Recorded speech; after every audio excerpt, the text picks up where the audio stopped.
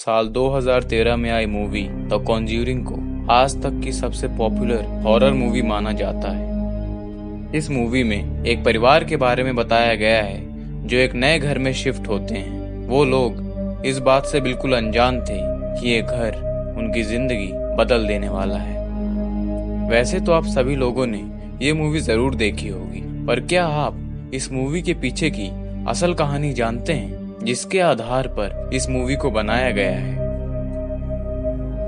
आज इस वीडियो में हम आपको द कॉन्ज्यूरिंग मूवी की रियल स्टोरी के बारे में बताएंगे और कुछ ऐसी बातें भी बताएंगे जो इस मूवी में नहीं दिखाई गई हैं। ये बात है साल 1970 की। रॉजर और कैरोलिन पेरन और उनकी 5 बेटियां अमेरिका के रोड आइलैंड्स में स्थित एक फार्म हाउस में शिफ्ट होते हैं। वो फार्म हाउस 200 एकड़ में फैला था, जिसका निर्माण करीब 250 साल पहले हुआ था। जैसे ही वो लोग इस घर में शिफ्ट हुए, कुछ अजीब घटनाएं होना शुरू हो गई। इन सब की शुरुआत एक छोटे पैमाने पर हुई।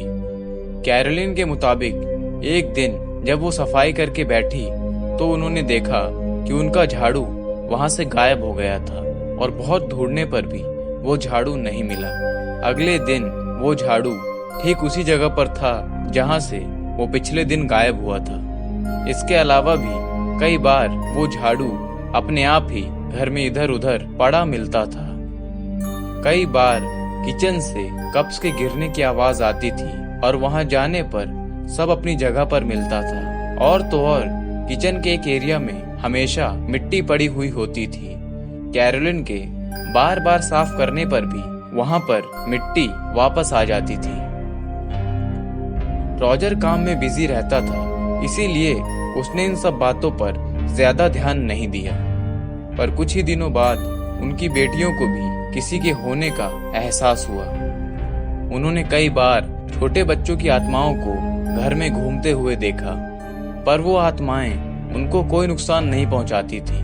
वो बस आसपास घूमती रहती थी। एक बार जब कैरोलिन की बेटियां साथ में खेल रही थी, तब कैरोलिन ने देखा कि कुछ बच्चों की आत्माएं उनको खेलते हुए देख रही थी, मानो वो भी उनके साथ खेलना चाहती हो।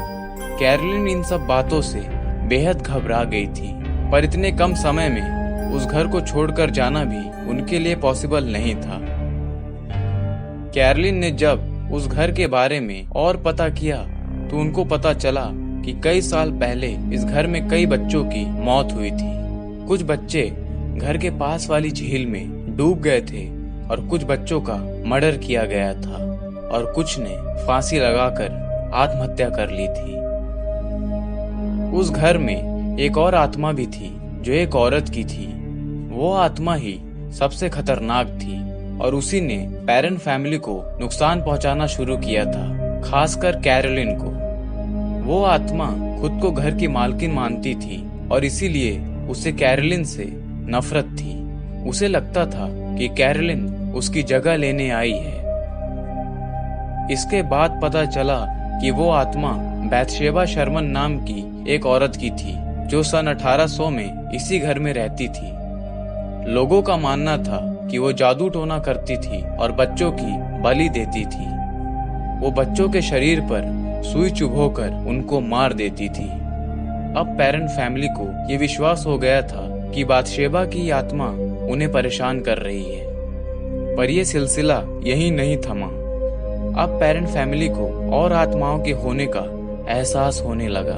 उस घर के सभी रूम्स में मांस के सड़ने जैसी बदबू फैल गई और रात को सोते वक्त बच्चों के बेड्स हवा में तैरते हुए दिखाई देते थे। उस घर की हीट फर्नेस अक्सर ही खराब हो जाती थी और उसे सही करने के लिए रॉजर को बेसमेंट में जाना पड़ता था। एक दिन जब रॉजर बेसमेंट में गया तो उसे महसूस हुआ कि कोई उसके पीछे खड़ा है। उसके शरीर से बेहद बदबू आ रही थी और बेसमेंट का टेम्परेचर गिरने लगा और वहां बहुत तेज ठंड का एहसास होने लगा। इस बात ने रॉजर को बेहद डरा दिया था, पर पेरेंट फैमिली की परेशानी खत्म नहीं हो रही थी। अब बातशेबा की स्पिरिट ने कैरोलिन को और ज्यादा परेशान करना शुरू कर दिया। एक दिन जब कैरोलिन सोफे पर बैठकर टीवी देख रही थी तब उसे ऐसा लगा कि मानो किसी ने उसके पैर पर सुई चुभा दी हो। कैरोलिन ने सोचा कि शायद किसी कीड़े ने उसे काट लिया होगा, पर ना ही वहां पर कोई कीड़ा था और ना ही कोई सुई। कैरोलिन के पैर से काफी खून निकल रहा था। इस इंसिडेंट के बाद से ही कैरोलिन की हालत बिगड़ती चली गई और कुछ समय बाद बाथशेबा की आत्मा ने कैरोलिन की बॉडी पर कब्जा कर लिया, यानी अब कैरोलिन पोजेस्ड हो चुकी थी। इसके बाद वो बेहद कमजोर होती जा रही थी और उल्टी सीधी हरकतें करने लगी थी। रात को वो अक्सर बेड से उठ जाती थी और रूम के चक्कर लगाने लगती थी। धीरे धीरे कैरोलिन का बिहेवियर बहुत अग्रेसिव होने लगा था और वो दूसरों को नुकसान पहुंचाने की कोशिश करने लगी। तब इस बात से परेशान होकर रॉजर ने पैरानॉर्मल इन्वेस्टिगेटर्स एड और लोरेन वॉरेन को बुलाया। जब एड और लोरेन उस घर में पहुंचे तो उन्हें कई इविल स्पिरिट्स के होने का एहसास हुआ। एड और लोरेन के आने से बाथशेबा की आत्मा भड़क गई और उसने कैरोलिन की हालत और बिगाड़ दी। एड और लोरेन ने सियांस नाम की एक प्रक्रिया के द्वारा उस आत्मा को कैरोलिन के शरीर से बाहर निकालने की कोशिश की, पर वो असफल रहे। मूवी में दिखाया गया है कि एड और लोरेन ने एक्सॉर्सिज्म की प्रक्रिया द्वारा कैरोलिन के शरीर से बाथशेबा की आत्मा को बाहर निकाल दिया था, पर असल में ऐसा कुछ नहीं हुआ था। असलियत में एड और लोरेन ने एक्सॉर्सिज्म की प्रक्रिया नहीं की थी, क्योंकि उस समय पर यह प्रक्रिया केवल एक प्रीस्ट द्वारा ही की जा सकती थी और वो भी चर्च की परमिशन से। जब एड और लोरेन सियांस नाम की एक प्रक्रिया कर रहे थे तब कैरोलिन की हालत बेहद खराब हो गई और वो अलग अलग भाषाओं में कुछ बोलने लगी। ये भाषाएं पृथ्वी की नहीं थी, बल्कि एक शैतान की भाषाएं थी। रॉजर ने जब ये देखा कि इस प्रक्रिया के कारण कैरोलिन की जान तक जा सकती थी, तो उसने एड और लोरेन वॉरेन से इस प्रक्रिया को वहीं रोककर वापस जाने को कह दिया। इसके बाद अगले 10 साल तक पेरेंट फैमिली उसी घर में रही और इन आत्माओं का सामना करती रही, क्योंकि इस दौरान उनकी फाइनेंशियल स्थिति इतनी अच्छी नहीं थी कि वो दूसरा कोई घर खरीद सके। इस समय में कैरोलिन की हालत धीरे धीरे और खराब होती गई। 10 साल बाद पेरेंट फैमिली वो घर छोड़कर जा पाई और तब जाकर इन बुरी आत्माओं का ये सिलसिला थम सका।